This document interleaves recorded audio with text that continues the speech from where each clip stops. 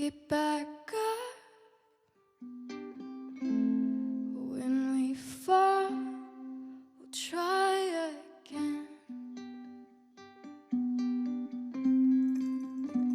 Great. I was surprised. I don't know when you did Dignity's interview. Like, was that recently?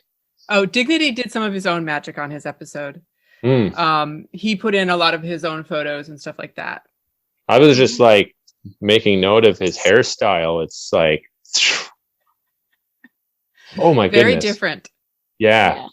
Just from the last time, I have a picture of him and I'll send to you when we were at PCT days and when we were like the shaggiest I think we've been. It was pretty, I don't think he meant for anyone to see that one.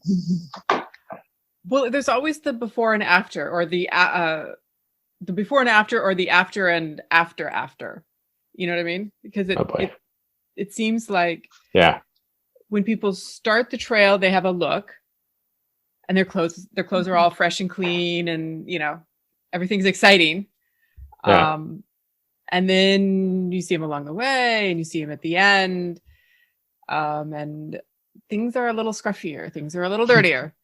Things are definitely dirtier. Sure. I think like when I started, I had a full set of clothes on top of a second set of pants. And by the time I had finished the trail, I had one shirt and one pair of shorts. What happened to the rest of it? I think along the way? I think a lot of it went into hiker boxes. A lot of it some of it was sent home. Like I went in there looking like a British tourist, and like I had my sun hat, I had my button up, I had gloves, I had my convertible pants and hiking shoes, and it was quite funny when I look back in hindsight now. Look like such tourists compared to hiker trash at the end, I guess. I did. I looked like I was just showing up to the museum that day, and I was just going to take a few pictures and go home. You were showing up at the Thru Hiker Museum, and you had to do like a cast photo type of thing. Kind of. If it was a sitcom and I just had like a cameo as like a wannabe thru hiker, that's probably what I would have worn. Yeah. I even had like a chest mounted gimbal, thinking that I was going to have like this brilliant like videography. But after like 1 week of watching the footage, it was just this static shots of just me hiking down the trail. It had no like skill. It just, I don't know what I was thinking. You were hopeful. I was hopeful. We watched so many like YouTube videos of all the big names, and we got really excited. And I was like, I'm going to make this feature film. And within a week, I was like, I'm not going to make a feature film. It's a lot of work. It's a lot of work. Editing is a lot of time. Yeah.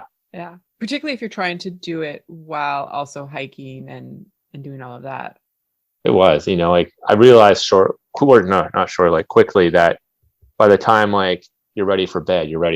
There's no like hour or two of fiddling around on things. Especially on your phone, like your tiny screen. Oh, is that where you were trying to edit? I was trying to, yeah. Oh. And I think when my whole like goal of like being this like YouTube celebrity on the trail came crashing down. I made this one video. I edited it completely on my phone, and I bumped into a friend just outside of Wrightwood, and I told him, hey, I want you to check out my video in town. So he checked it out, and then he just told me how awful it was, that there was like nothing in there that was any good. And he's like, there's no progression. There's no, he had a big camera, he was really into making the video. And after that, I was like, well, whatever. Letting that go. I know. I let it go. I had to, focus on what was important. Yeah. Yeah, it was good though. Definitely. What about your experience, Laura? How did your tourist vision meet actual trail? I think the biggest shock to me at first was when we started off at Scout and Photos, and they were, after dinner giving us the talk about Leave No Trace. And I was like, oh yeah, I know about that. And then, but it never really occurred to me the whole thought process of having to take your used toilet paper with you, because obviously it's a desert, like you can't bury it because it's just rocks and it won't like decompose in a short time. So that like was quite a shock at first. And like I did the thing where I taped up the dirty bag and I had the nice bags, and then I wouldn't see the toilet paper that was used. And like just looking back on it, it's just like, oh, like after like a couple of weeks, it just became second nature. And doing it now is just like, oh, it's not a big deal. Just, make sure you don't get the bags confused. That's all. Yeah, that could go very, very badly. Yes. Pretty sure that happened to you once. I don't want to talk about it. That was one of those stories that was supposed to remain on the trail. Well, I mean, it's not really a graphic story, but it's just like Laura and I, we went through this phase of we were buying this like pre-sliced pepperoni, and we didn't realize at the time that this pepperoni was actually making us, mildly food poisoned. And every time we would eat it for our lunch, right away, we would have to go run off into the forest and go to the bathroom.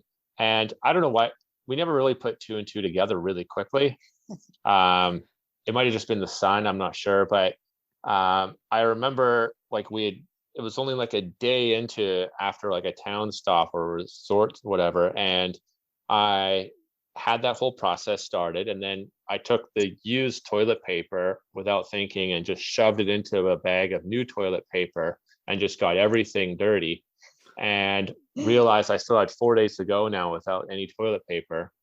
And I just walked back thinking like, why is my used bag empty? And I'm like, oh no. So yeah, Laura and I, luckily we had like separate toilet paper, because it's just easier to ration when you're just rationing for yourself as opposed to two people. So I had enough, luckily. That was one of the first things we learned from another couple at the start, to have like his and hers toilet paper instead of trying to share. But she would use that opportunity to extort favors from me later. So, oh, you want two little squares of toilet paper? You want to carry my bag for a little bit? I'm like, all right. Hey, okay. Currency is currency. Totally.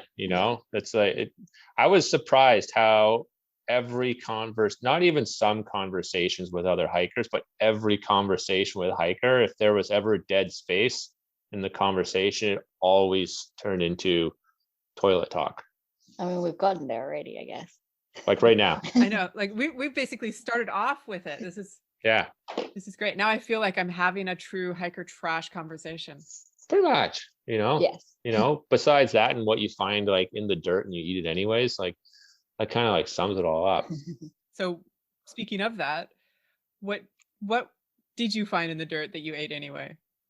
Well, one was in the dirt, one sort of wasn't in the dirt, but it was in Washington, and there was this stretch of, I think it was like a 10 or 12 mile kind of gradual uphill climb that no one was really looking forward to. So there's a bit of a cluster of us camped right at the bottom, and then in the morning time, everyone got out and we started hiking up. And I just remember kind of with my head down, walking along the trail, every now and then there were these like gummies I found, like they were just sitting in the dirt, and I don't have any candies left. And I was just like thinking to myself, like, I'm going to do this. I know it. I don't want to, but I just got down and I was like, looks pretty clean, and I ate it.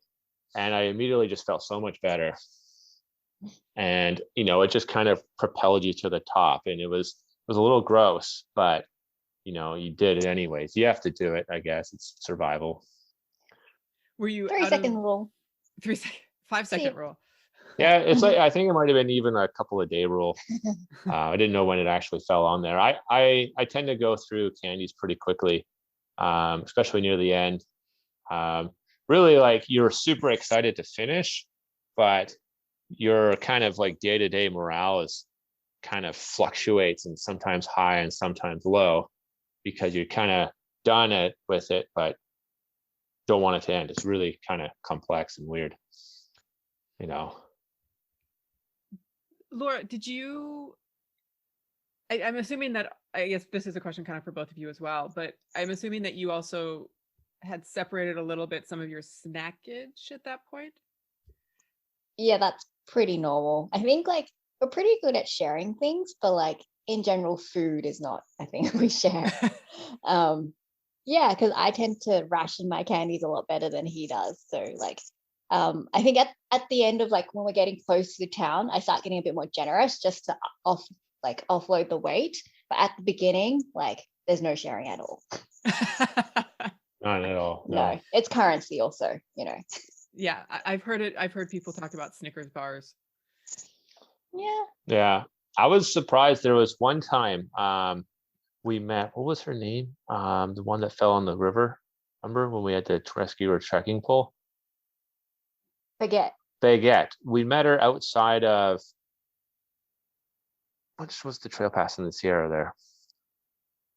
Not Onion Valley, the other one. But anyway, so we were all waiting for a row, like a hitch out of this, like the hitches out of those Lone like Pine. Lone Pine, yeah. Like I can't remember the trailhead time, but the rides come few and far between. So we're actually just sitting on the highway for a while waiting for a ride to come. And she had some Twix bars that she didn't want anymore, so she gave them to me. But what I found out is it was a gallon Ziploc bag of already opened Twix bars that had just all kind of melted together. Yeah. And I accepted this happily. And a good memory was like I was at the McDonald's in Lone Pine enjoying the air conditioning. I had a McFlurry and some chicken nuggets and my bag of Twix bars that I was eating just in the back of the restaurant, just kind of shamefully. And it was, and they'd mushed as well, so they weren't like individual ticks. No, it was all just like one mushed of like biscuit and like chocolate. And I ate that for like 3 days before I got sick of it. Well, I could also, like in my head, I can almost picture you also like first you eat the chocolate and the wafer and the whatever, but you know, at a certain point, then you're licking the inside of that bag because it's covered in chocolate at this point. It was a very primal experience, yeah. Like it was, you know, and I can't do that in normal life. You know, it's not how I bring my lunch to work, you know, and it's I could, but you know, it's not as socially accepted. Not as tasty, you know. No, not at all. You don't appreciate it quite as much. You don't. You appreciate really like small things after a few days eating twigs and berries. Yeah. You went rogue, essentially. Totally. Oh yeah. There was, yeah. It was fun. Like there was a couple of times where, especially because Washington, I have all the stops in Washington to like stop and do laundry all the time. So it was like you just like go swimming in the lake with your clothes on and you know your beard's all puffy and you're eating berries you find and you're not sure if that mushroom's edible or not. Should you try it? Not 100%, but it got close a few times. Yeah. You know, it was fun. What was each of your favorite things to eat out there? Oh, Laura, you want to hit that one first? Like on the trail, or like you mean just like in town? On the like as trail food, not necessarily like town food. Okay, trail food. Yeah. I mean, like surprisingly, those Cliff protein, yeah, the Builder's protein bars. Like I could eat one every day. Like I couldn't eat 2 a day, but I could eat 1 a day, and like I think we ate it for like 4 or 5 months. Yeah, which is quite a lot, and I still eat them now when we go hiking. So like surprisingly, like I still enjoy those, and like Luna bars are good also, and also like Sour Patch Kids. Can't go wrong with Sour Patch Kids. Sour Patch Kids, I could see totally being a great flavor change. It was. There's every single town you go to has a different flavor. I don't know how. It's like every time there'd be a watermelon flavor, there'd be an orange crush flavor, classic flavors, you know, there would be a sour cherry flavor. It's so many different, and it just kept the hike new, you know. Forget the mountain passes. You're like, is it going to be something else this time for Sour Patch? Sour Patch cookies, ice cream, cereal. If I could be sponsored by one company for the trail, it'd probably be that. You'll have to reach out to them next time for the next big trail. I'm going to start tagging them on social media. Yeah. And totally. Dried fruit, actually, from Trader Joe's, like the mangoes, and they had little circles of pineapples. Like they were so good. Like I could eat those instead of candies. Yeah. I've heard people say that at a certain point, like you get into I'm kind of crossing the line that I drew for you, but that getting into town, like desperately wanting a salad, wanting greens and fruits and that kind of stuff.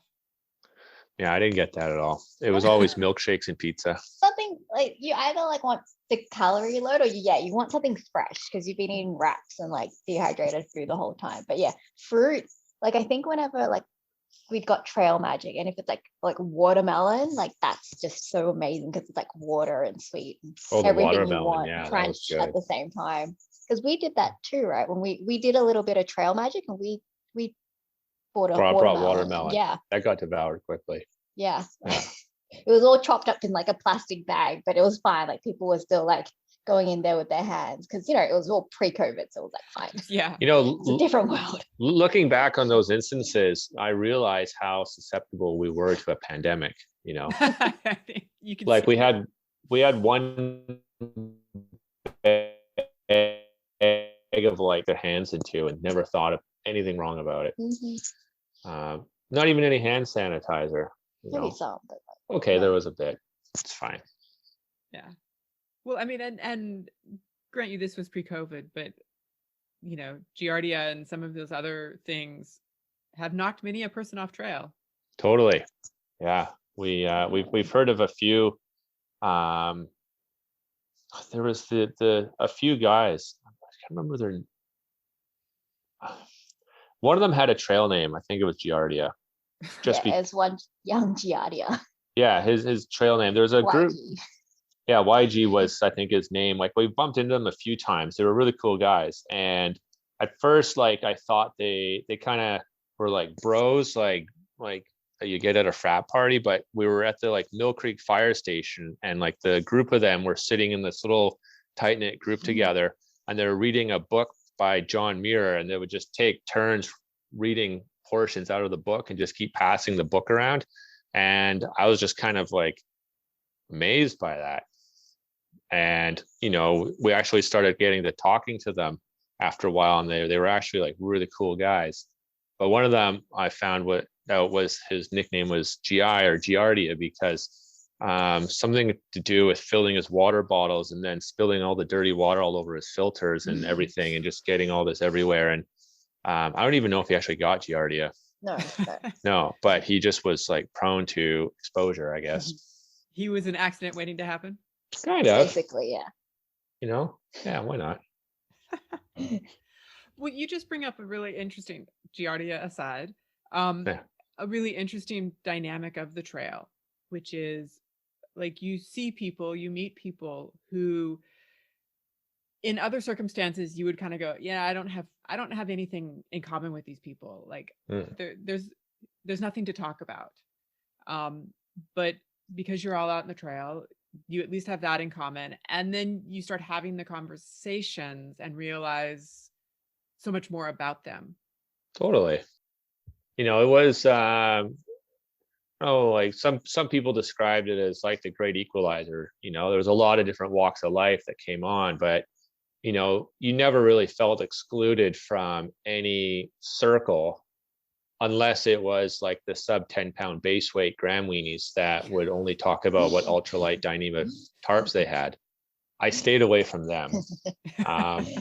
But everyone else that was included, like you would always have something to talk about. And, you met so many different people. The only time you would exclude conversation really was like politics and religion, and that was it.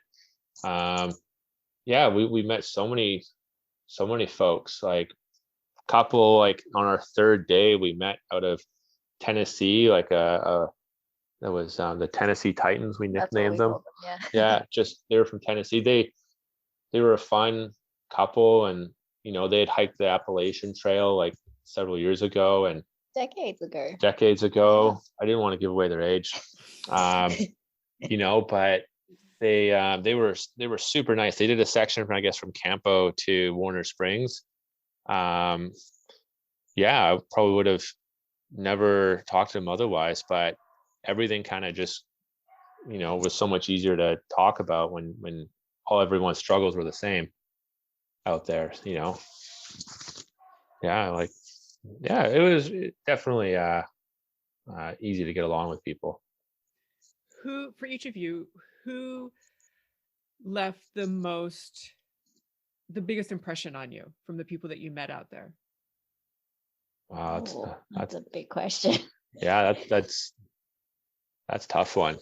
There was a lot.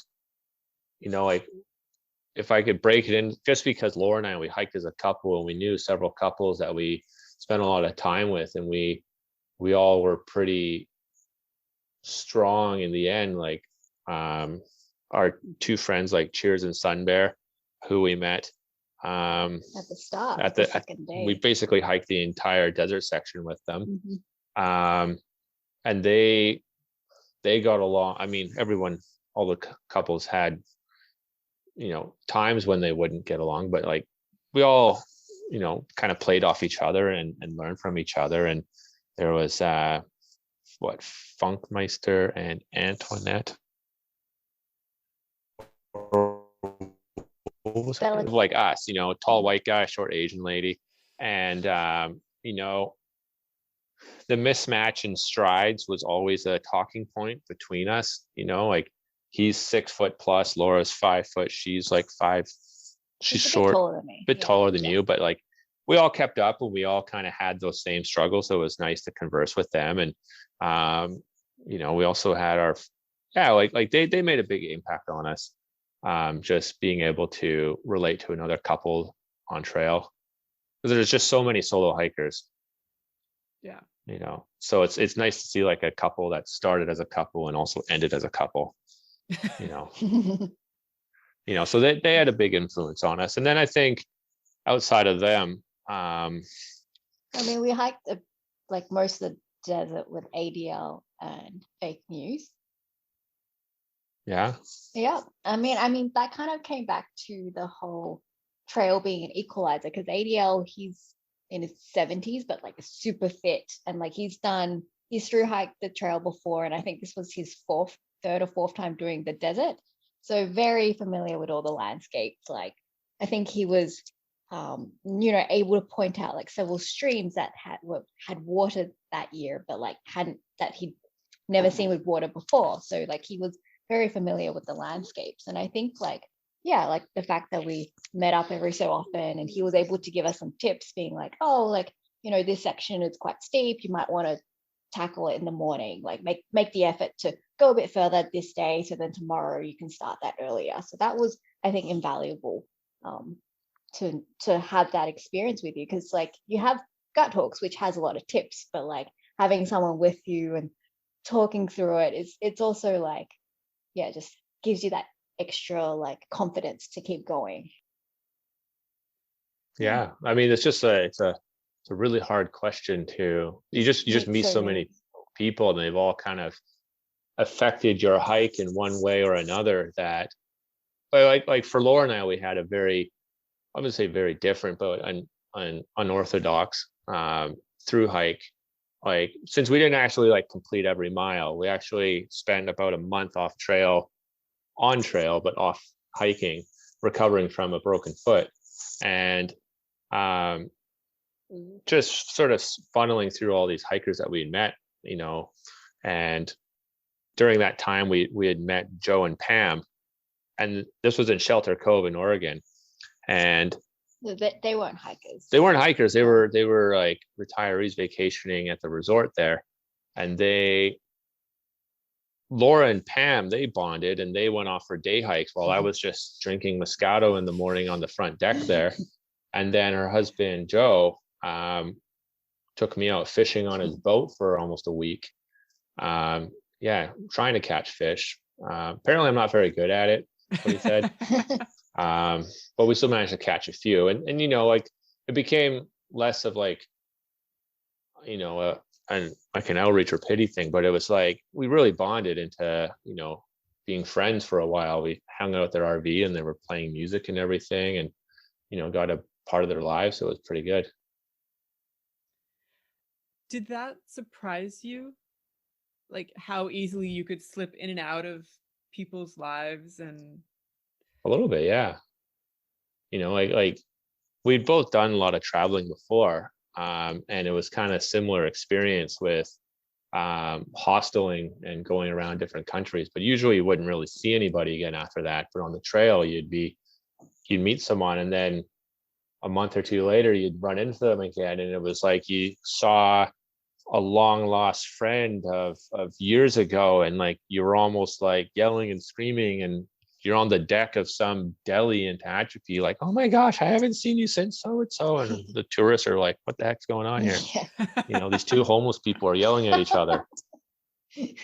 But like you're like, oh my god. And it was just so cool, like the vibe and like the energy was unreal. Yeah, I just remember when we like drove into the Bishop, and like we got a hitch, and we literally were dropped off, and we got out of the car, and then we saw one hiker like walking down the street, and then we walked down the street further, and we saw like another bunch of hikers. Like it was just like kind of surreal, and you get that sense of community even though you're just in this like random town that you've never been to, just because you know. I feel like if it was a movie, it would be the moment you have two people each on, each side of the bridge, and they spot each other, and all of a sudden it's like, oh my god, and you just run in slow motion to each other. Yeah, so I think like Richard Gere's in that one. Pretty sure you have done that. Yeah, I think so. Especially we took a little side trip to Vegas, waiting out the Sierra for a little bit, and you kind of forget you're not a thru hiker anymore. You're just wandering the Vegas Strip, again, kind of a little shaggy looking, and realize that not everyone on the street's your friend anymore. So, the guy that wants to just do a little card trick for you for a couple of dollars, is actually trying to take all your money. You kind of have to remember. Hiker. Gotta stay grounded, not a celebrity anymore. How did you guys adjust for or work through the difference in your stride lengths? Well, do you want to start, or do you want me to start? Because I'm just going to be complaining the whole time. I mean, I think like we just have to get to a point where like we just say, okay, we'll meet here, like not too far, like maybe a mile or two ahead, because we only had one in reach, which Andrew had, so that's probably, I guess, one thing. Like if we were to do it again, maybe we'd have two, so then we could do that distance a bit further. We're gonna do it again if we were. You still got some miles to do. Yeah, I know. Till we had tried Laura always being in front and me complaining from behind. Yeah. We tried me always being in front and complaining from the front. None of that really worked. So I think eventually we just kind of had like a mile or two distance at sometimes, and then I would just stop, or I decided like, I'm going to go on this little side trail, I'll meet you in a couple hours. And that's one thing we kind of learned from some of the other couples we met. It's like they don't always hike together all the time. And excuse me, boy, wow. Edit that out, I'm so sorry. And then that was a good part of like couple advice, was not always having to hike together. So you really just run out of things to talk about. Yeah, big time. Yeah, there was like, I was surprised we still talk to each other now. Like we went through so much, like, oh, how are you today? Good. Oh, whatever. I saw you in the tent like 5 minutes ago. Of course you're fine. Yeah, the time you like, the only time you're not together is like when you're doing your like toilet business. Otherwise you're together all the time. Yeah. So it's nice to have a little bit of a break. And like we started listening to podcasts partway through, and that's like a good way to learn, and also just to have something else to talk about that isn't the trail, I suppose. Yeah, but not hiking together all the time was the key. I could imagine that would give you a little bit of space to do your own thinking and stuff like that. There's not the pressure of either being slower or keeping up, or all of that kind of stuff. You get to have some of your own experience. Like one of the things we were like, I like to, whenever we had like a long uphill, I always like to just put on some music and just kind of power through it, where Laura wanted to take it a little less aggressively. And so it kind of just became something where I'm just going to go all the way to the top and then take a break, and then I'll meet you when you get there. And that kind of seemed to work better than kind of trying to tackle it together. Unless it was something dangerous like a mountain pass, we would do it together. But otherwise, yeah, we would just kind of split up on those things and made it easier to do your own thing. Definitely did that a lot in Washington. Washington has a lot of mountains. Yes. Few, yeah.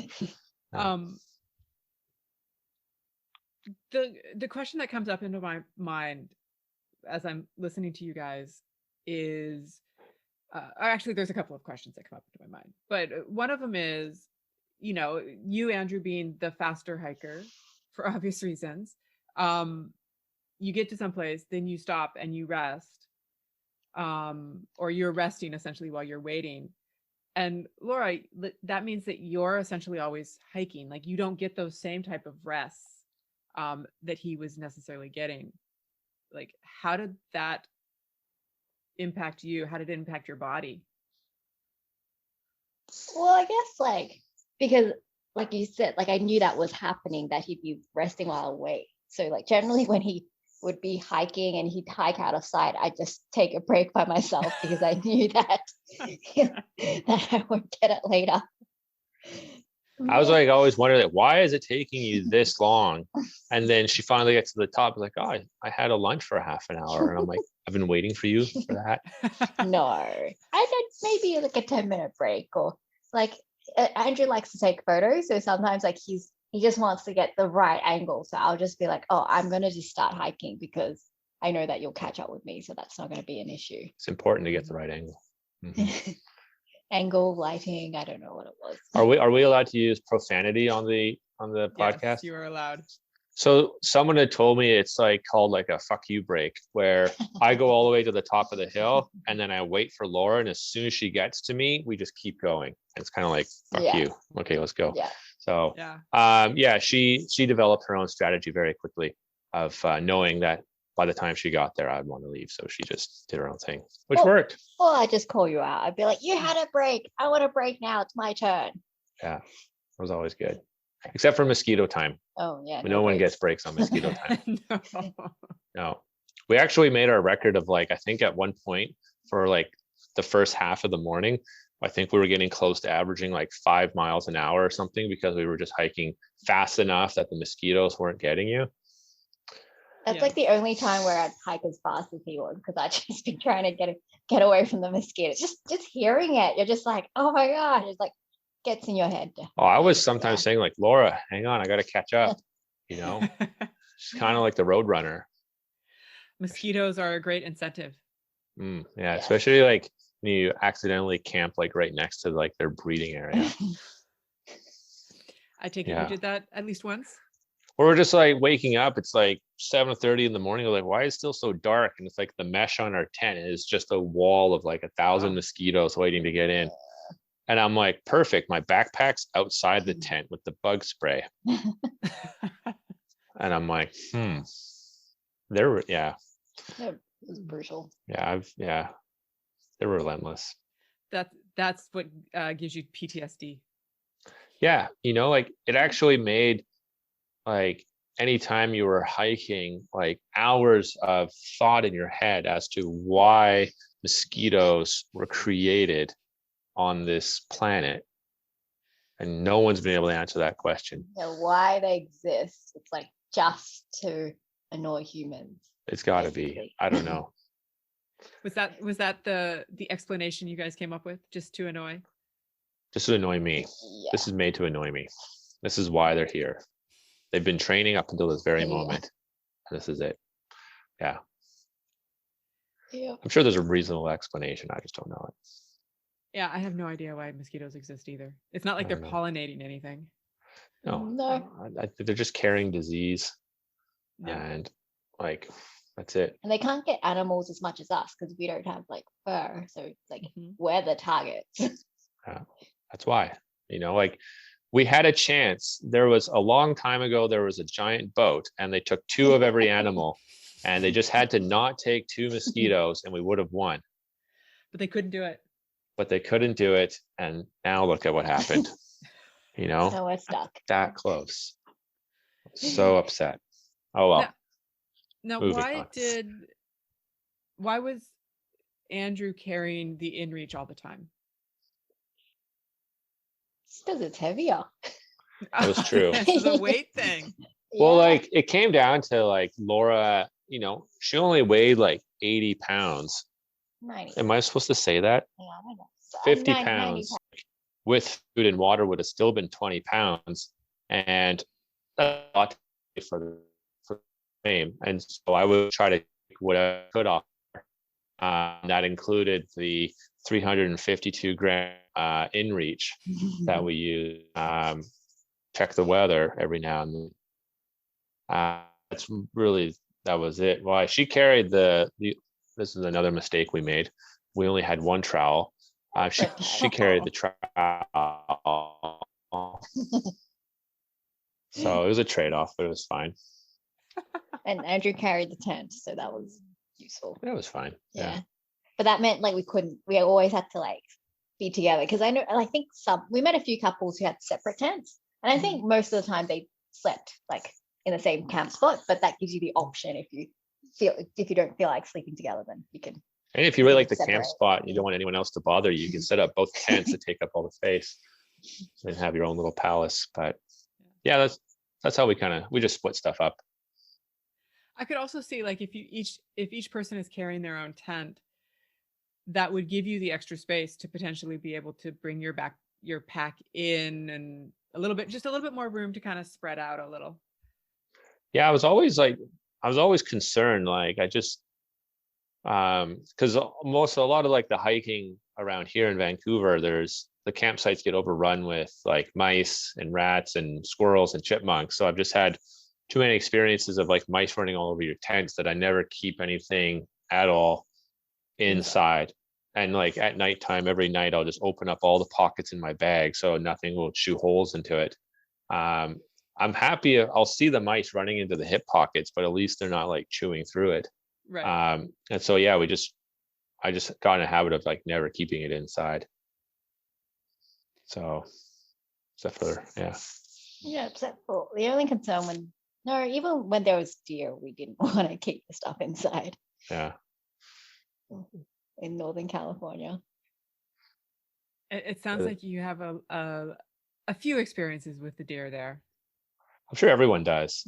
There's kind of like a point around mile, like I think it was like 1451. I'm pretty confident that was it, where the comments on Gut Hook started popping up of like crazy mule deer, and that didn't really end until you got to Oregon. And like we had set up camp on this like beautiful little spot. We had dinner on this little rocky platform that like outlooked the forest and Mount Shasta in the background. Like it was stunning. Brilliant sunset. We go to bed, and around like 10:30, I remember hearing like this crunching footsteps around the tent, and I'm thinking like, oh, it's just the wind. And then I hear like crunch, crunch, crunch, breathing, and I'm like, oh, this is it. This is the end, And I look out, and you just kind of see these like beady eyes glowing in the bush. And your first thought is like, oh no, that's like, I'm going to have to fight an apex predator now. And then you see like these stupid donkey ears, and like this, then you get out and you're like, oh, it's a stupid deer. And you throw a rock at it, you try to chase it away. And then 10 minutes later, there's 5 deer. Bring their friends. Yeah. And so we're like, and they keep coming up to the tent, and we just decide, we're just going to hike. We're going to pack up, and we're just going to leave at like midnight. And that was just a losing battle. We got lost, and then we found the trail again. Oh, no. But it was an evolution though. Like by the time like like another week had passed, you would hear the noises and you'd be like, oh, it's just deer, and you go to sleep. You just got used to it. Did you have any encounters with apex predator? We bumped into like, I think 7 bears. And I almost stepped on 2 rattlesnakes. That was really funny because they happened about 5 minutes apart. Mm-hmm. Oh, like we were just coming out of Dunsmuir, and I stepped over what I thought was a stick until it started to move between my legs, and I realized it was a rattlesnake. And it totally like it just kind of scurried up into the little bank of the trail there, and I could see it there. And Laura comes up I was like, Laura, be careful. There's a rattlesnake up there. I almost stepped on it. And so we all kind of calmed down for a minute. And I turn around to go up the trail. I take 3 strides and Laura's like, Andrew. And I'm like, what? It's like, there's a rattlesnake right there, like right next to my left foot. And I was like, so after that, I was like, Laura, can you just go in front now? I can't walk up the hill anymore.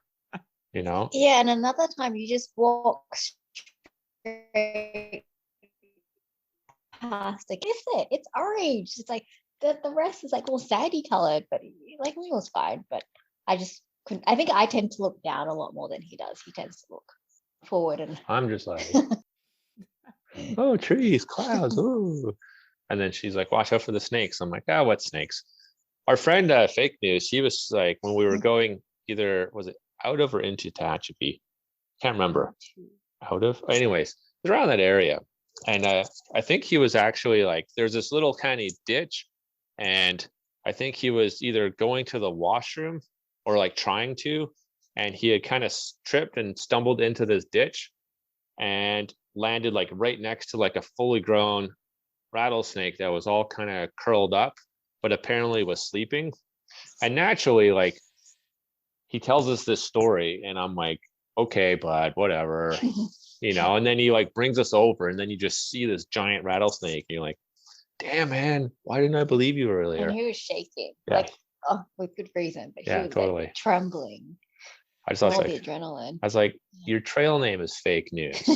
You know, so I'm gonna take this one with a grain of salt, but it was real, so it was pretty good. Speaking of trail names, how did each of you get your trail names, and what are your trail names? Well, my trail name is Prometheus, and it had nothing to do with the movie, but it kind of came out of Warner Springs. It was innocent enough. We were all sitting around in complete darkness, and I had my water bottle with me and I had my cell phone with me. So I just put the flashlight down on the ground and then put the water bottle on top, and it made this lantern that kind of lit up the little circle of friends that we had made. And someone yells out, Prometheus. The bringer of light. And someone else was like, dude, you should take that. And I was like, okay, fine. I took it. Because I was on like, there was like this other trail name that was kind of floating around a little bit before that. And what was it again? It was like Buttercrack or something. Yeah. Because the desert was really hot and I had like pants and underwear on, and I was complaining that there was like a lot of like churning butter in your nether region. And so someone had said like Buttercrack. And when I told the lady at Warner Springs, when she asked me, she's like, what's your trail name, dear? And I was like, it's Buttercrack. And she's like, honey, you can wait for a better one. And I was like, okay. And just that night, the trail provided, and I got a better one. Laura? Yeah, it was a good name. I know, it stuck. Yeah. Yeah, my name was Not A Minor, like minor, like in underage, not the gold minor. And that came about because when were we coming? We're coming out of we're coming out of Julian. Yeah. And it was a lot of uphill. And I think at some point we were coming up this hill, and sort of above us there was a woman with her, I think, like pre-teenage son, and she just saw us and she was like, oh, there's like another kid on the trail, like looking at me. I'm like, oh no, like I'm 30 years old, I'm not a child. And then so I kind of mentioned that story when we were at Warner Springs, and that reminded me of another story where I was on a plane like by myself, like I think I was like 24, 25. And then as we were about to take off, the flight attendant comes over to me and she was like, oh, would you like an activity bag? I was like, I was on my phone. I was like, oh, no, thank you. She was like, it's a gift. I'm like, oh, okay, I'll take it then. But yeah, so that's kind of why I'm not a minor, because I'm clearly not underage.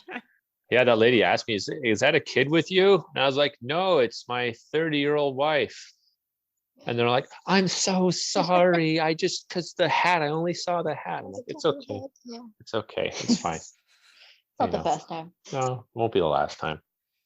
Well, now that you've been officially dubbed Not A Minor, it seems like it's probably going to be a little bit of standard fare here. Yeah. A lot of moisturizer, It works. Yeah. And I'm like not a senior. We kept joking about that too later on. It's like, if she's not a minor, you should be not a senior, because people always confuse you with a senior. And I'm like, guys, it's not funny. Okay. Yeah, because then his beard gray. It's all gray, so it just. I got these two long, like gray significantly lines older. going down it. Yeah. I've seen those pictures. Yeah, it's Oh, quite. yes. Forgot about those pictures. Man, that the hairdresser, when she saw me, she was like, I need to take photos for my portfolio, because this is a transformation haircut. So she was taking photos of me for her booklet for the before and after. And I tried to like kind of be more discreet when I walked in there, because I didn't want it to look. But as soon as like I took the hat off and I took, like everything was a mess. She did a great job. I had to tip her quite a bit. Yeah. Yeah. I think the picture that you have with that, or not the picture, the description or the story that you have with that, you were kind of sort of describing all the things that maybe could be living in your beard or could be stuck in your beard. Yeah, there was like 3 birds, a squirrel, a marmot, 12 beetles. And they were trying to get to the leftover Fritos that were stuck in his beard. There was one time I realized I had avocado in there for like an hour. Yeah, I remember. I don't even think, I just came upon it afterwards and was like, I probably ate it. It was gross though. But I just, yeah, like, because my favorite snack to eat was actually like a slab of that Spam with some barbecue sauce and fresh avocado, and then the Fritos chips in like a little wrap. And I would eat that as like my snack, kind of like the first day or two out of town when you could carry fresh food. And yeah, I think that would always get into the beard, because you're just shoving it in there. It's no time to breathe. The beard is as good as a bib. Oh, it's great. It just does everything. It tells you when it's windy, when it's raining. It does so much more than just make you look good. Insulation. Yeah, you got cotton zippers when you're trying to do your jacket up. You don't know it's hot until you move your head and you scream because the beard's in there. Yeah, not all fun and games. How did each of you come to be doing the trail, or to do the trail? Well, Laura really got me into it. I'm just joking. Well, I had heard about this trail that kind of went, it was like this long trail, like, but this was like years ago, like probably like going back to like Scouts.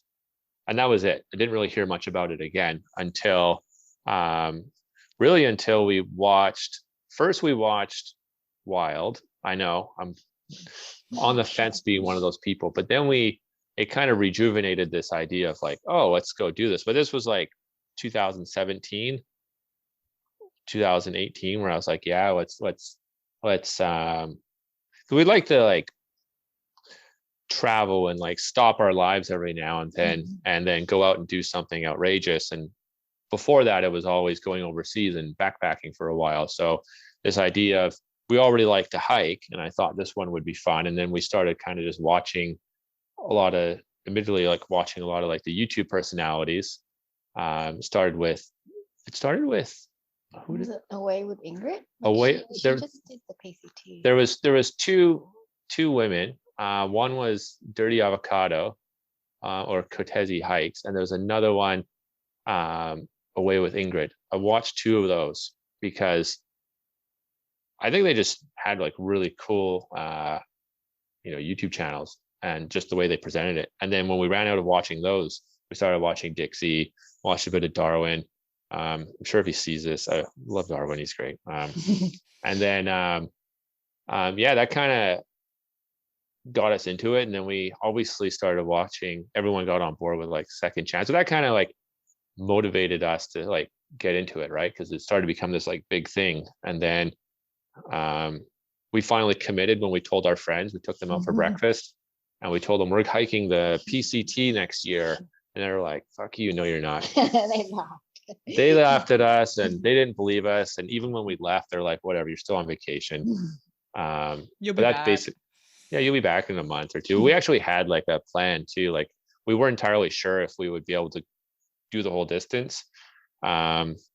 So we had like a plan for like, okay, if we fail after 2 weeks, we're gonna go to Europe. And then if we take like a couple of months and then we fail, we'll go to Disneyland or something, and make a holiday out of it. Make a holiday out of something, right? But we both had jobs that, we're good, but you kind of get burned out a little bit after a while, and you want to go and do something that's a bit outrageous.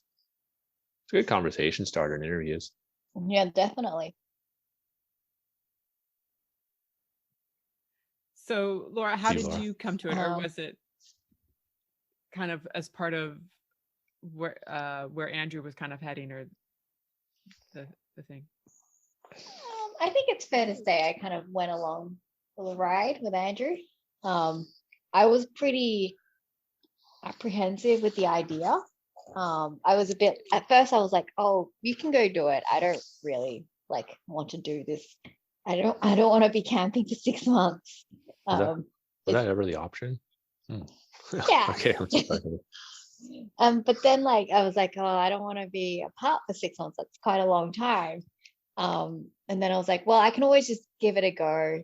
And then, because at that point, I think Andrew was starting to do some practice hikes as well, just a bit more challenging, dialing in the gear. So then I was kind of going along too. So I was like, you know what, I can go with and then see how we go. So yeah, I'd say it wasn't my idea, but I definitely enjoyed it at the end. We kind of made a deal with each other that prior to this hike, we said, okay, because we're a couple and we support each other's dreams, you pick one thing, could be anything you want, and you pick that, and then we'll both work together to make sure you can go and achieve that. So she picked her thing, which is, it's now changed a few times. And then I'd pick this hike, and that was kind of the compromise, that afterwards we would go and do something that she solely wanted to achieve that would be difficult to achieve on her own, right? Yeah, something like that. So what was the comparable thing for you, Laura? It was traveling to Europe again, because we'd lived in England for a couple of years, but there were still places that I wanted to visit. So I'm still deciding either Europe or maybe South Africa. But yeah, now with COVID, it's all up in the air, so we'll see. Yeah. But at least a long trip as well, not just a couple of weeks, maybe a month if possible. But yeah, we'll see. I'm wondering, how do you? I'm assuming it doesn't have to be quote unquote equivalent, because 6 months is hard to match, and particularly I guess in a PCT type of way where you're in it every day. Yeah, it's just importance to that person. She's always wanted to see South Africa, so I was like, okay, let's go do it then. Yeah. After seeing The Lion King. No, I know it's not going to be The Lion King, but I think it'd be pretty awesome. It'd be pretty close. The animals talk. Of course they do. Yeah, and they talk to us on the PCT. It's fine. Did you have any conversations with the squirrels and marmots? There was a few. Oh, yeah, there was a few. You kind of talk to trees too. Oh, I definitely talked to deer a bit as well. I was like, stay away. Stay away from my poles. There was one bear we actually had a conversation with. It was the first bear we saw, and it was just out of Chester. And, we're just kind of plugging along on the trail, minding our own thing. And I'm in the front, and I turn around to Laura, and I'm like, Laura, this is the water source coming up. And I'm looking at Laura, and she's just looking at me like this, like that, And I'm like, what's wrong? And I look just down the trail, and 10 feet in front of us, this little juvenile brown bear just sauntered onto the trail. Yep. And he has his back facing to us, so he doesn't even know we're there. That's the most bizarre thing. And I'm there, I'm trying to remember all my training from back in Boy Scouts about how to go and deal with bears. And I do what's natural the most, and I just yell at him. But the way I yelled at him was kind of like when a friend inconveniences you, because I was just like, hey, like that, instead of roar. And then the bear was just kind of funny, because he just kind of you could see his ear move first to go behind, and then he just kind of like looks over his shoulders like, who's talking to me? And he sees me and he's like, no, and he books it down the trail. And we go around the corner and he's like runs up the hill, and you can see he's hiding behind a tree, and he just kind of pokes his head around the tree to see if we're still there. And he's like, I'm like, you stay there. And he's like, I'm going to. And that was it. Like that was quite the experience. Yeah. I think that bear was like pretty popular because I think a few people like seemed pretty young. Which would beg the question, like, where's the rest of the family? You wonder, like mom wasn't there. We saw like this, I don't know, mom must have been around, but it was like just kind of coming around like this sort of bushel and trees and then the trail. And then I just sort of saw like a bear cub kind of just run across and then away, but I never saw anybody else. So I don't know where the whole family was. Never wanted to find out either. Yeah, I was gonna say, don't necessarily go searching for those things out there.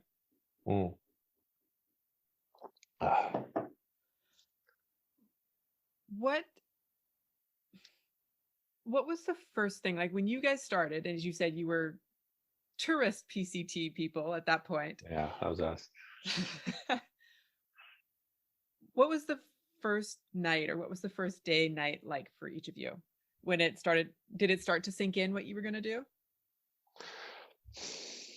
Yeah. Totally. Like you're looking out at the monument, right? And you're kind of up on a little hill, and you can see a little town of Campo, and then way off in the distance you can see mountains, and you're like talking to yourself and you're like, that's Canada. And then you're like, no, wait, no, it's not. Can't even see Canada anymore. It doesn't really like it sunk in really quickly that it's going to be a long time before we're ever in Canada. And I think by the end of the first day, we started to get an idea of what like the daily routine is going to be like, because it's not like overnight camping at home where you hike all the way to your campsite, hang out for the night, and then go home the next day. It's like there's a naps involved, there's lunch involved, there's another nap involved, and eventually you make it there. But yeah, the first day we had planned just to hike 10 miles. We ended up getting all the way to Hauser Creek, and then setting up some camp there. Yeah, it kind of sunk in probably the next few days, like how everything was going to be. How about you? Yeah, I think it wasn't until like our first town stop where it kind of started sinking in, because I remember when we were driving to the monument, I was in my head, I was like, I don't understand how we're going to walk all that distance. Like I get like each day you walk a little bit and you get there, but like I just couldn't fathom like the scale of it. And I like, even it wasn't probably until like after like we got halfway where I was like, oh, like we can actually do this, like because we're halfway, so we're almost there. Like, well, we've done most like part of it, like enough of it to be like, okay, like we can do this. But I think, yeah, it was in the first town stop where I felt like, oh, like, we've been hiking for 5 days now. You're kind of starting to get into a routine. You've met quite a few people on trail because you're quite bunched up at the start still. And like the first town stop, and you go in, you're like really dirty and you just want to eat something. And then you kind of notice people looking at you and you're like, oh, like I feel a bit different from everyone else now. And I think that's when I started to kind of understand a bit more the whole hiker trash name, because like, yeah, you just looked very scruffy. And then like further down the road, you just don't really care anymore, which is also very liberating, I thought. But yeah. That was great. What, that's good. I guess kind of go bumping on what you were just saying there about being liberating. Like, what did you take away from the whole experience for each of you?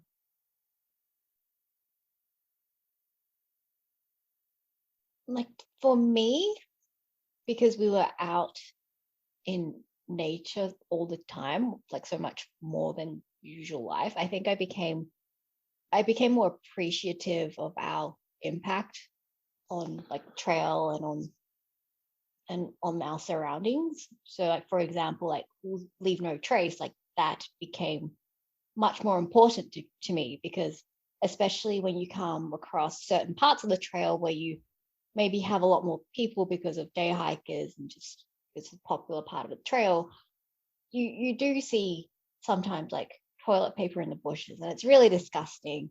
And for me, I was like, I don't want to be that person, less like enjoyable for the next person.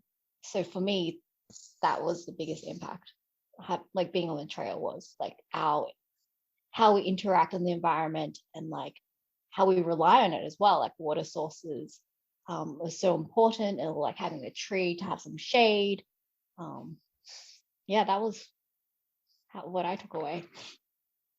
I feel like for me, I was always that friend in everyone's friendship circle that always insisted we walk.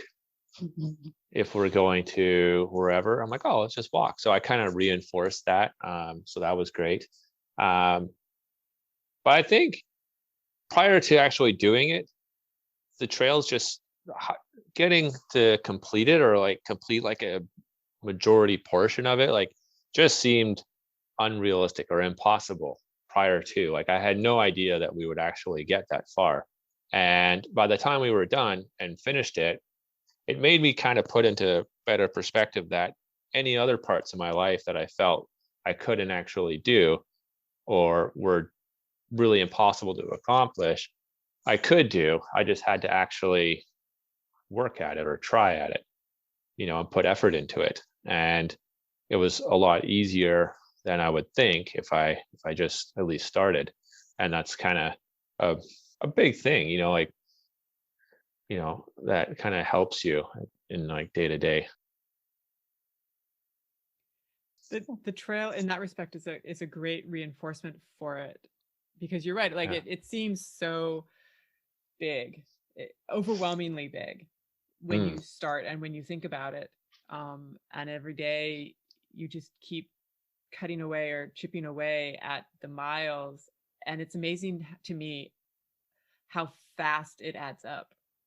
It adds up really quickly. And you go through all these like mini achievements through like 6 months that would take you otherwise like years to do. And you finally get home and people just want to know how many animals you saw or the mountaintop you climbed. And once you tell them, they're like, cool. All right, well, let's go do something. And you're like, but wait, you haven't heard about that time someone offered to do my laundry for free, so, there's all, you have so much that you experience and like no one to tell it to, which kind of makes you feel bad at the end, but so your own personal journey, right? Well, I guess that's in that respect, because you guys are a couple and you both had the experience, like there's somebody right there who understands and appreciates it. True. Like I'll start going on like one of my long, like introverted kind of like journeys in a conversation, and Laura's be like, I was there. You don't have to tell me again. Yeah, okay, I know, whatever. I remember. Yes, I know. I know. I was there. Remember? You pushed me over. Yeah, that was me. Yeah. Yeah. So we do reminisce. We have like a poster on the wall there in the house, and we have our like same kit we take out to all our overnight hikes that we do now, and we kind of live the nostalgic dream every now and then. I feel like that's sort of, unless you go out and are like doing it again, at that point it's all a nostalgic trying to get back to. Yeah, it's like I don't want to like spend all my time daydreaming of what it was. I try to take that magic or like that feeling of hospitality and giving without needing to receive, and kind of just apply that to everything. And then every now and then too, you run into people that are hiking the trail this year, and you want to help them out as much as you can, and just try to return all those favors that people did for you. I just came back from a hiking trip and I saw this guy at the lake with a Waymark backpack, and I was like, "Hey man, nice backpack." I know the guy, but I met him at Trail Days and on the PCT, and it's like, "No way, you hiked it?" I'm like, "Yeah." He's like, "I'm hiking it this year," and before you know, we exchange numbers and contact information. We're chatting, and you meet someone. It's kind of cool that way. Yeah, that having that in common, and it's not just that, it's about like you did the PCT and he's doing the PCT. Like it crosses trails as well. Totally. And he has like a boatload of questions about being a Canadian hiker going to the States, like how you work out the logistics of shipping stuff to and from. And I'm like, yeah, it's like, just be ready for this terrible system of measurements when you go into the post office. It's just fun to mess around with the postal workers and just throw metric at them for fun and see what they say. Sometimes it's funny, sometimes it's not. And yeah, just be all Canadian. It's great. People will love you. Hey. Exactly. I can imagine. Go. No, you go for it. I was going to say, I could imagine, like, because you guys did Nobo. So you start at Campo, you come out into this northern terminus, into Manning Park and the lodge, and then you head home. Like, it's right there. But I could imagine if you were Canadian, particularly if you're from BC or Vancouver, it would be a great indignity to have, if you were going Sobo, to have to come over the border and then hike 30 miles into the border to then come back out again. Yeah, I think Laura mentioned that as one of the reasons why we decided. I was actually thinking about starting southbound. I heard it was a quieter experience. Laura's like, if I'm doing this with you, I'm not going to be walking away from home. I'm going to be walking towards it. Every step is towards home. That's my motivation. Yeah. Well, that's part of my motivation, at least. And I was like, fair enough. Okay. I'm not going to argue. You said yes. We're going to do it. It's fine. That's right. You got the yes. Run with it. I'm not fighting for anything else. No, we actually, it worked out pretty well. Yeah, going southbound did not remain in contention for long at all. No. Southbound? No. That was the end of that conversation. Yeah, it was simple. It was short and simple. Yeah, just like you. Or no, short and beautiful. There we go. Not simple. Anyways, moving on. Just cut that part out. You guys did have to get off trail, when you broke your foot. Yeah. What happened? And I would imagine also when you found out how bad it was, that there was a moment of, do we continue? Do we not continue? How do we do this now? Yeah, so it all started innocently enough with me not paying attention to where I was walking. And I tripped on this tree branch and tumbled down the side of this trail and took a pretty good spill, and I kind of hurt my knee. So I started favoring that leg with my other foot. And then after a few days, noticed like this kind of aching, slightly sharp pain in my foot. And like everything else, when you're hiking, you just walk it off. Mm-hmm. It'll eventually go away. But this one wasn't going away. And it got to the point where I just couldn't put absolutely any weight on it whatsoever.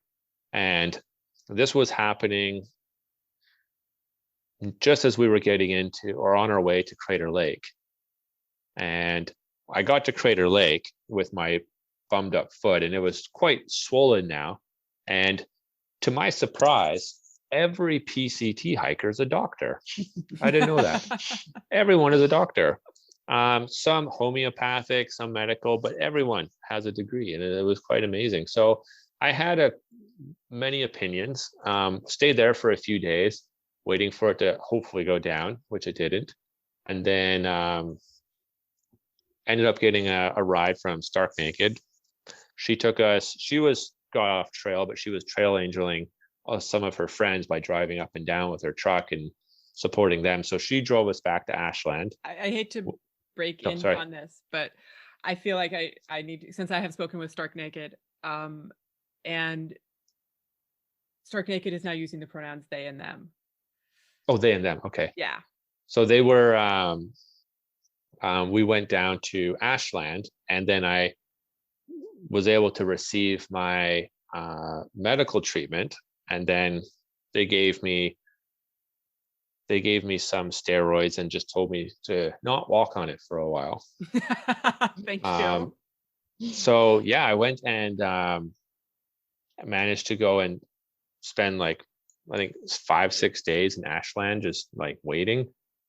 And then afterwards, I was just kind of walking on it here and there, and decided, okay, I think we're good to go. At that point, did you know it was broken? They never told me, like, I guess when I say it was broken, like they said like it was like a stress fracture. So not like this like terrible like break, but they said like it should heal like at least quicker than what like a normal bone would do. And it was just something in one of like the bones in your toe. And I think just from like overuse. And yeah, they just said, stay off it for a few weeks. And, I was like, well, I can't, because miles are starting to add up. Right. So I've seen the season slip. I got to get back on trail. And so yeah, after 5-6 days, we arranged with a trail angel. They were, going to drive us out back up to Mazama Village, Crater Lake. And I got back there, hiked, just thinking of another story, but anyway, hiked around like the Rim Creek there, and everything was going fine. So I kept pushing it. And then as we got into like Wendigo Pass, I remember just all of a sudden this like dagger feeling in my foot just popped out of like, just from like one stride. And it was like, I knew it was like over then. I thought like, I can't even walk on this foot anymore. And we were going around like Crescent Lake to like where the horse camp is, and kind of just stumble into the horse camp where they are like quite PCT friendly. And we met Jim and Jerry Jervis, who were like the camp hosts there. And we kind of got off to a comical but funny introduction, because I can be quite sarcastic, and the first thing I blurted out of my mouth was if they had ice cream. I don't know why. I was asking for ice cream anyway, but they took kind of a bit of pity on me at first and gave me some ice packs for my foot. We bonded over the course of the evening, and they drove me up to Shelter Cove the next morning, and we managed to go and where I stayed there for like 2 weeks almost. I spent 2 weeks there, 11 days. 11 days. Met so many hikers there. Am I getting too sidetracked here? Well, I guess maybe a little bit, but it's still in the vein of like what I'm asking, which is like, you break your foot, that now that whereas initially, it's a stress fracture and maybe you can walk it off. No, that didn't work, but and it didn't work, and now that it's more serious, or it's become more serious, and there was take more time. Yeah, there was definitely a point in the very beginning of that whole process, like when we got to Shelter Cove, that I thought this was it. Like I was very into having to complete every single mile. So every day that went by, I was like constantly recalculating, okay, now we have to average 25 miles a day. I was telling this to Laura, and I'm like, a week would pass, like now we have to do 30 miles a day. And it just became unrealistic. And eventually we just kind of let go of completing the rest of the miles and said, if we can get back on trail again, let's just hike what we want to hike and just remember why we came out here. And that's what inevitably led to us getting a bus ride up to the trail days in Cascade Locks, and then continuing our hike from the Oregon-Washington border back into Canada. Was there ever a moment where you did say, oh, it's over now, we're done? Mm-hmm. Oh yeah, there was like, I think I was even telling Laura in Shelter Cove, like trying to like work out our exit strategy to like, which town are we going to fly out of, like going back to like Medford and flying home from there, or going up to Portland and flying home. Like we were more working on that plan than we were continuing the hike. But I think just meeting more and more hikers, and they kind of like reassured me that it doesn't matter about hiking all the miles. I talked to a friend of mine who did it back in 2017, and I told him like all my problems, and he loved that. And yeah, everyone was way more reassuring than I thought they would. I thought they would judge me as being this failure of not being able to complete everything. And I was putting way too much pressure on myself for that. And I think your friend also reminded you that, like, you started the PCT not just to through hike it, but also to have like a summer where you're hiking and you're having a good time. So I think hiking as opposed to just finishing the trail. It became that.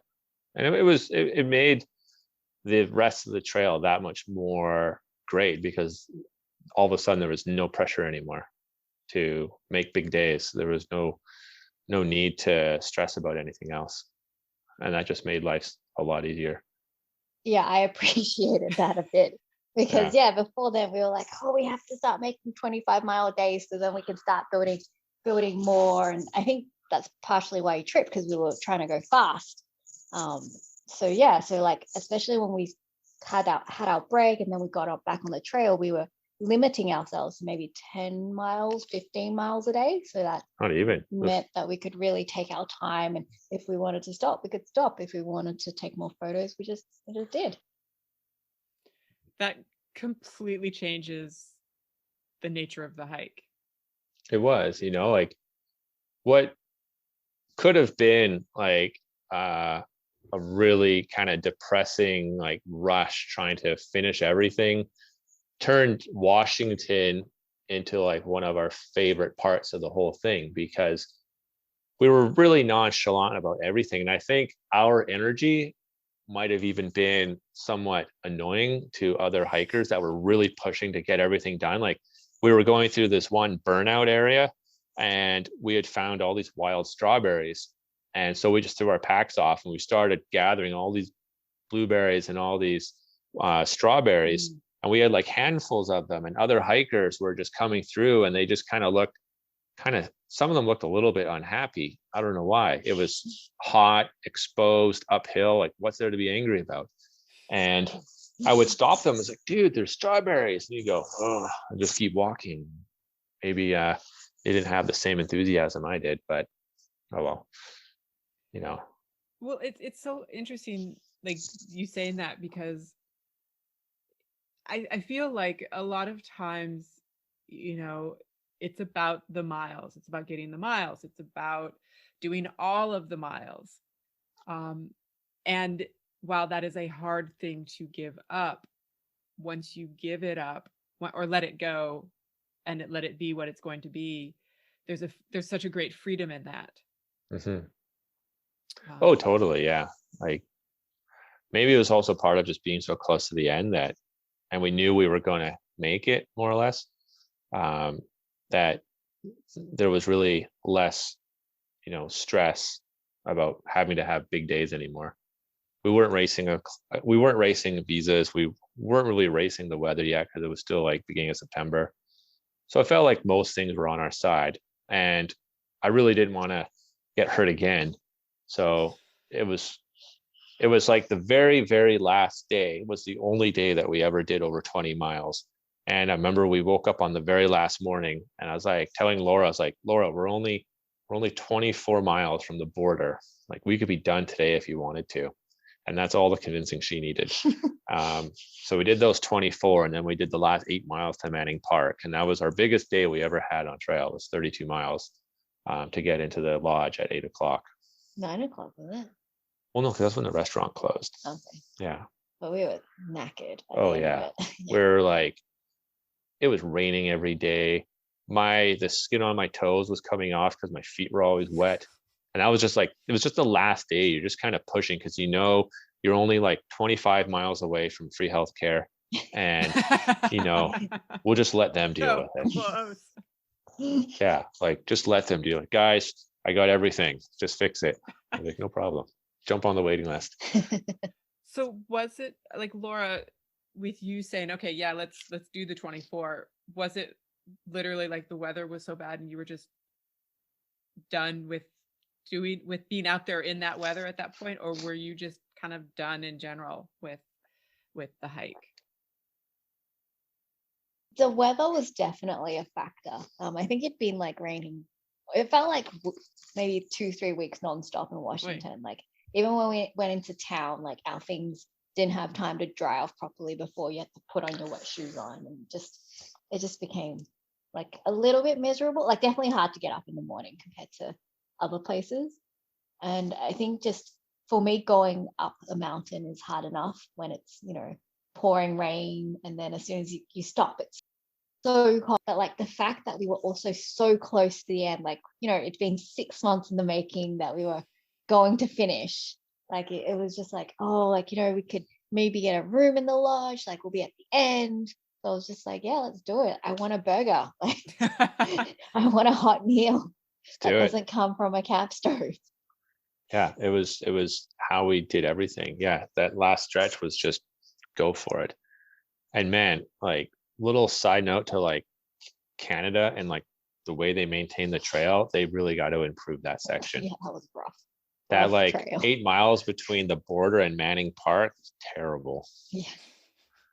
Like, come on, guys. They didn't make it easy to come to finish. No, we're just thinking, don't worry, we're in Canada. It's good. We're fine. Like trees and mud and, it was nothing pleasant at all.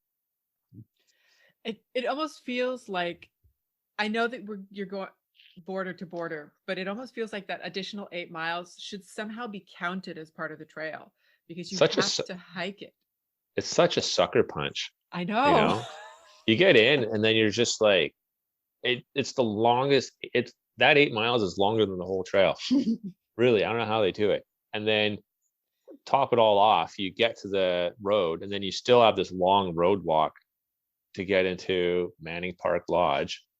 And then luckily for us, they were having a racing competition and a wedding, which meant like all the rooms were booked up. And like the parking lots were just full of cars. And I'm like, oh, this isn't looking good. But we went up to the counter and I'm like, oh, I'd like a room, please. Whether she was lying to me or not, but she said, oh, we have one room left. And we managed to get a room for that night. Yeah, it was heavenly. That made it worth it. Yeah. Oh yeah. Just washing everything off, because for the whole time, like I hadn't had any blisters, but because my feet were so wet for the last 2 weeks, I think the second last day I started developing a blister. So I was happy to be done also. You can do anything for one day. Yeah.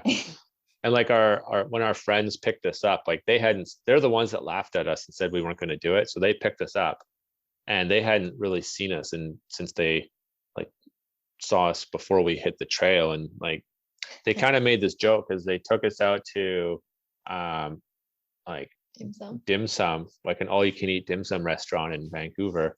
And they just pretended that they were working for some like mission gospel, like salvation, like taking out like this underprivileged, like homeless guy. It was mostly me. Laura looked fine, but I still had like my like exceptionally sweat stained, dirty shirt on and my like dirty hiker shorts on, and I could put my toes through my shoes, and I would walk through this like giant restaurant to the bathroom, and everyone was just staring at me like, who is this guy? And should he be in here?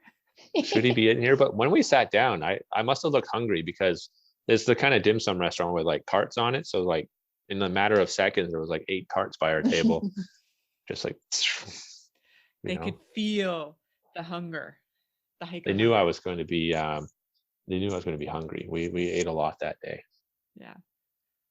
What was the most challenging, or one of the most challenging moments for each of you on the trail? Laura, you want to hit that one? For me, it was, I mean, I'm sure lots of people have said this, but like doing the stream crossings in the Sierra, like the snow was, like, I grew up in Australia, so snow is always a novelty to me, but like having to hike through it for days on end is just a whole different challenge.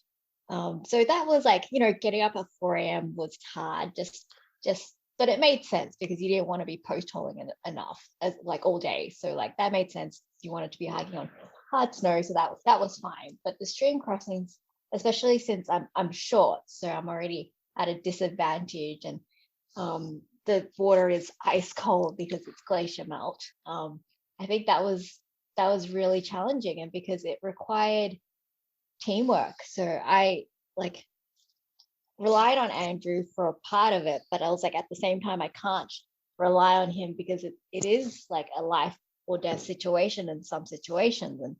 And we know that, people have died from stream crossing. So I think that actually doing it was like definitely quite scary. Yeah. And then, I think like after, especially when there were quite a few crossings that, on gut hooks, it didn't say it was a crossing, but then we get there and it somehow is a crossing now because there's just so much water. So that was also, just really difficult because you get out of it, you're like, yes, I survived. But then like, if you cross in the morning, it's still dark, you're hiking and you're freezing cold, but you don't want to put your dry clothes on because you just get wet. So that was just, really difficult physically and also mentally. And I think for me, it got to a part where I was talking to myself and I was like, oh, is this like a really brave thing or is it a bit stupid? Because I just wasn't sure. And I think, that was the hardest bit for me. And we left partially because of my apprehensions of like other stream crossings that were going to be difficult coming up. When you say you left, what does that mean? Well, we skipped a portion of the Sierra after we got over, I think, Mather Pass. Like just before Muir Pass, there was just like this harmless, like icy slope, but I guess there's like, it covers a bunch of like rocky terrain, and I think Laura just stepped on a soft piece of snow and fell through and kind of landed on her back on a bunch of rocks, and she looked like she was in pain. And just kind of, once she was kind of settled down, it said, it was just like, I asked you, like, do you want to leave or do you want to keep going? Because we were right near that Bishop Pass junction. So she just said she wants to go, and then we ended up leaving, getting up to Bishop, and then skipping up ahead to a less intense section. So non-snowy section. Yeah, well, and to put it into perspective, you guys were out there in 2019, which was a very, very heavy snow year. But when in doing that, I guess is sort of, you had to face the idea of not doing every step. It was that back then, it was innocent enough because we were getting out with our two friends, Airbud and Fitbit, and also Pineapples, and she ended up flipping up as well, I think, to Chester. Yeah, we all flipped up to Chester. But station. she made it all the way to the northern terminus, came back and finished the Sierra, and that's what all of our plan was. We had no other reason to believe nothing else, like it wouldn't work. So I was still feeling okay. I remember I was a little bit sad eating my pizza in Bishop because I wanted to have like that notorious like continuous footpath, but it didn't work out as well. So I was sad. I ate the pizza and semi-happy, but it worked out still. But that's why we were kind of trying to make the miles already, because we're like, oh, like if we're gonna flip back down, that'll take time. So then we need to make sure we have that extra time so we can finish off, continue the footpath. Yeah. And then what about for you, Andrew? What was one of the most challenging? I mean, really, like I'd have to like go into like the Sierra as well, because we kind of formed like a little group, but I was somehow kind of thrust to kind of leading everybody through the water crossings and leading everyone through all of the mountain passes. And, they were terrifying for me, but everyone was kind of looking at me for how to get through it at the same time. So I was kind of having to like hide how I felt, even from Laura, because I didn't want anyone to have like any doubts. Everyone kind of had their own little cliques, and I was like, okay, we're going to go up this route, we're going to cross the stream here, and I'm thinking it's safe, but I'm also don't want to put anyone in a position that they're not. So I felt like there was a lot of pressure, and kind of made it a little bit daunting at times. With especially the stream crossings, like those, I still hear water crashing down, and I get like that nervous feeling, thinking, oh, I don't want to cross that, But yeah, it was definitely, there was some pressure in there that made it a little bit difficult. When you were, I guess, kind of shoved into that role, was it because of previous experience that you had with snow and that kind of stuff, or it just sort of fell on your shoulders? Yeah, I mean, like I had done some like stuff before in the snow, so like back in like Idlewild area, everyone was scared of like this Apache Peak and going around those ice chutes. And then, I was showing everyone how to kick steps and how to self-arrest with ice axes and how to traverse those safely. And then when it came time to the mountain passes in the Sierra, it's like everyone in the group kind of took their turn having an emotional breakdown. And first it was Laura, you had a great time, but we were climbing up Forester Pass, and I was in the front, and we're all just kind of waiting our turn to cross the ice chute. And I turn around and I see Laura's like puffed up eyes, like ready to cry. And I'm like, what's wrong?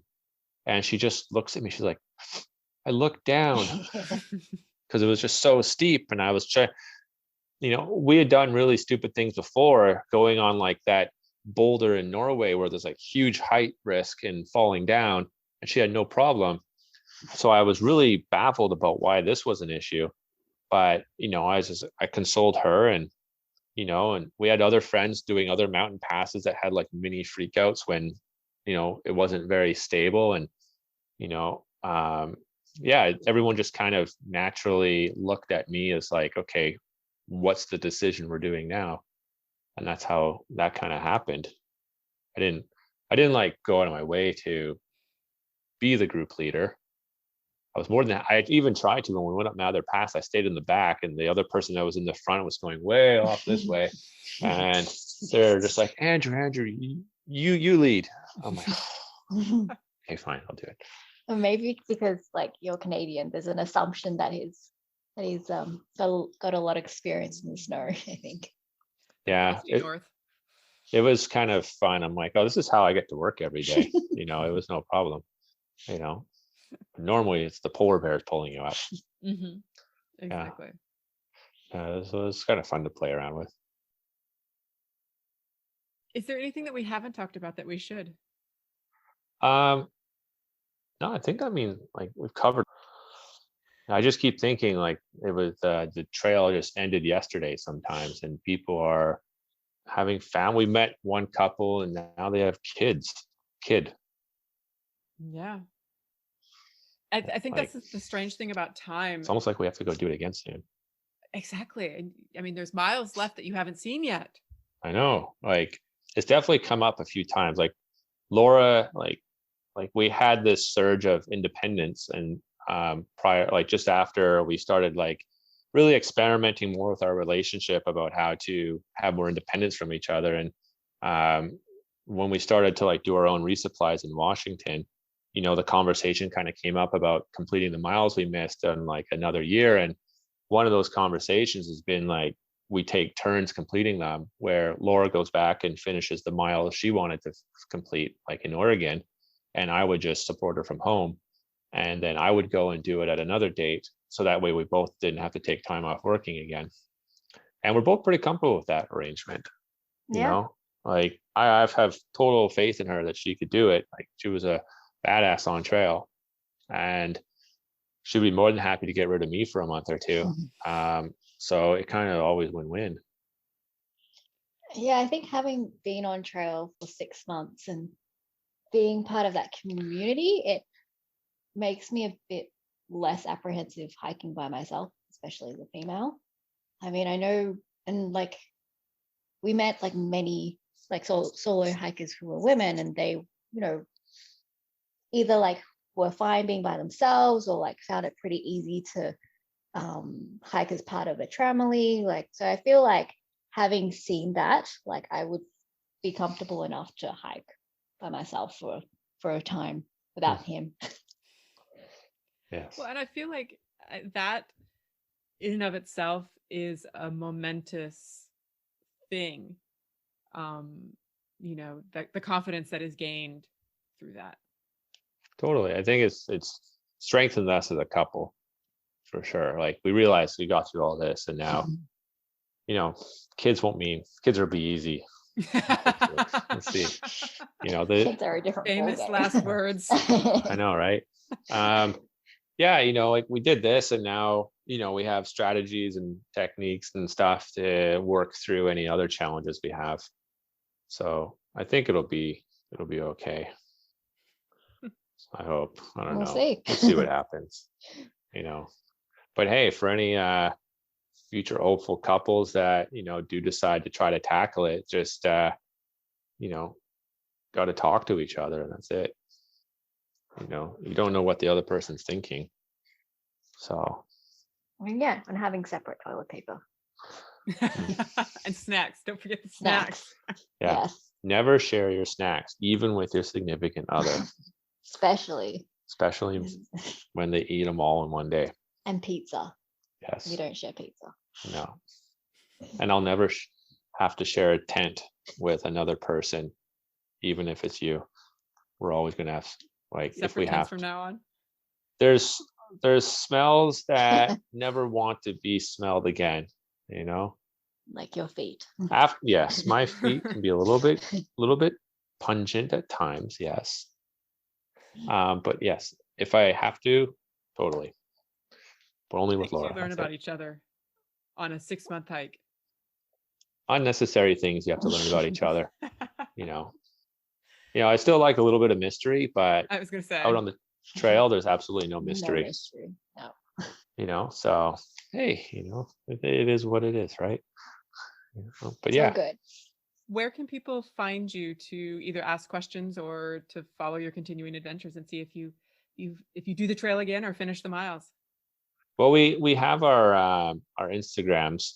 We don't really we made a couples one for a little bit, but we don't really follow that one anymore. So we just use our individuals. Laura's is go.wing.it. so go wing it. On But if you just Instagram, look right? up, yeah, and then mine was the one that you reached me at, Which like is? the go undeclared. Okay. Is it go yeah, it's go undeclared. The underscores? Is it underscores? No, it can't be underscores. Nope. It's just go undeclared. One word. Yeah. You know that, yeah. That was all the way back from like the high school graduation. Long story short. So yeah. Yeah, so Instagram is the best way. Perfect. So now flipping to the other side of the coin, what was one of your favorite or most memorable times out there, moments out there?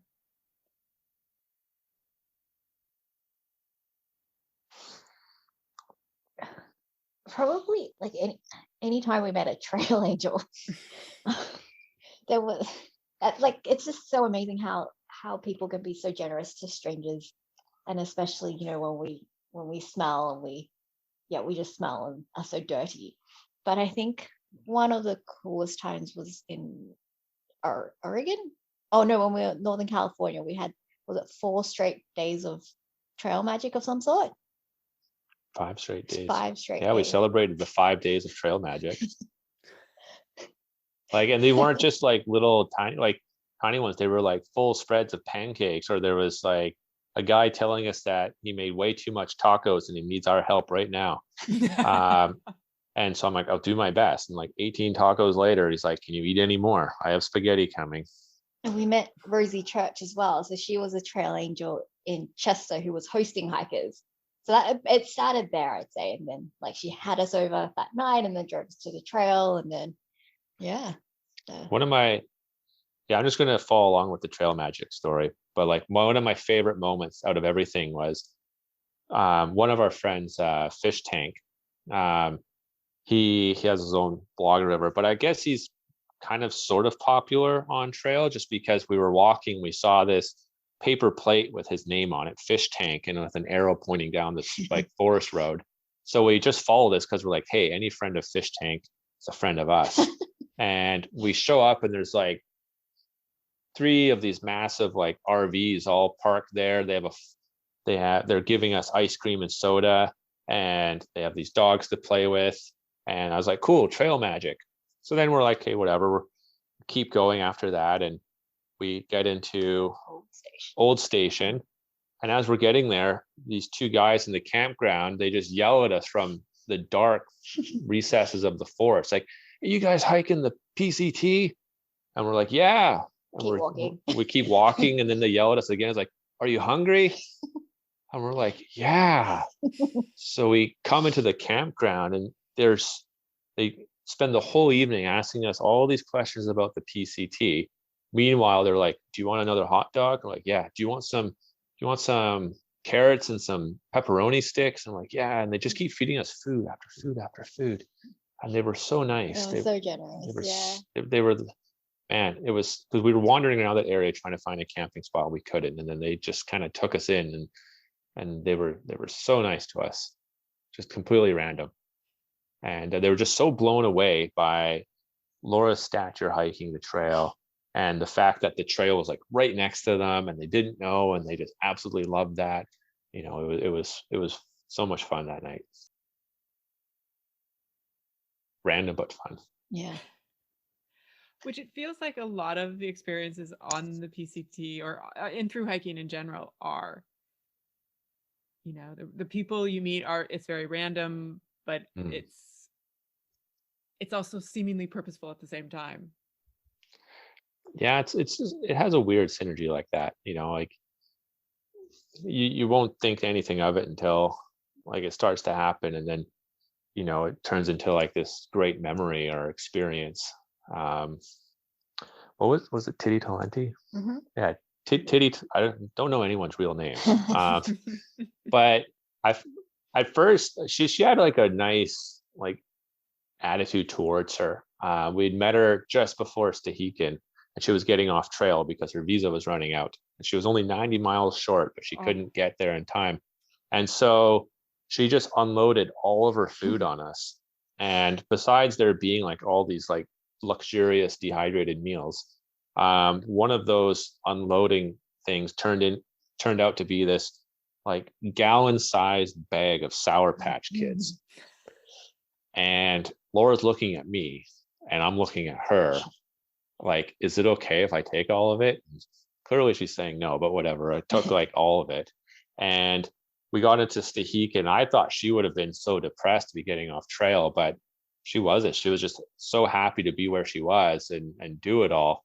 And totally, if I had any self-doubt left about not completing everything, like that was all washed away in that last stop, you know. And you know, it was great. There's a lot of positive vibes there. Like that was a really fun stop. Did you get the cinnamon roll? You know, and plus like it included lots. Yeah, that was several trips to the bakery. Yeah. several trips. That was a good bakery. The whole walk, the whole town is like really cool. You know, it's definitely like a must stop. I would do it all over again. Yeah. Totally. I love that town. And it's one of those towns where you truly have to earn your way into it. Like you can't get to it really much any other way. No, not at all. And then like the boat keeps unloading with like tourists, and the tourists just kind of look at that deck with all those like homeless people on it. And, you know, we're all just there with like these boxes, and I was just raiding the hiker box. I was trying to find just enough food because there was zero food really to buy in Stehekin that was like hiker friendly, unless you wanted to take like a whole pizza frozen with you. But so yeah, it was just like whatever was in the hiker box. You just kind of wait by the post office, and you'd be like, hey, you go into the hiker box with that post box of yours, and then kind of follow them over there. And yeah, it was kind of fun. I got to like mingle with some of the ultralighters, you know, for once. They're all talking about like this guy has like this backpack is like it's tiny, so small, and he's like, I don't know how he was surviving, but you know, I just pretended like I was one of him for a little bit. You know, oh yeah, you know, my base weight's like 5 kilos, whatever, not 5 pounds, but you know, they don't know the difference. It's the whole measurement thing. Like it's very confusing. No, it's great. Like I wanted to say this one just because I know we're running out of time, but like with the post office and the whole metric imperial thing was we were sending our bear cans into Lone Pine, and I can't remember, like he told me it was like 12 pounds 7 ounces, and I was like, well, how much is that in kilos? And so he's like, hang on a sec. So he goes onto the computer and he starts, and like a few minutes pass and he's like trying to work it all out, and he just goes back to me and he's like, it's 12 pounds 7 ounces. I was like, all right then, work it out myself. I'll do it at home later. How much is an ounce? I don't know. We'll figure it 30, out. yeah, one day. But yeah, that was the PCT in a nutshell.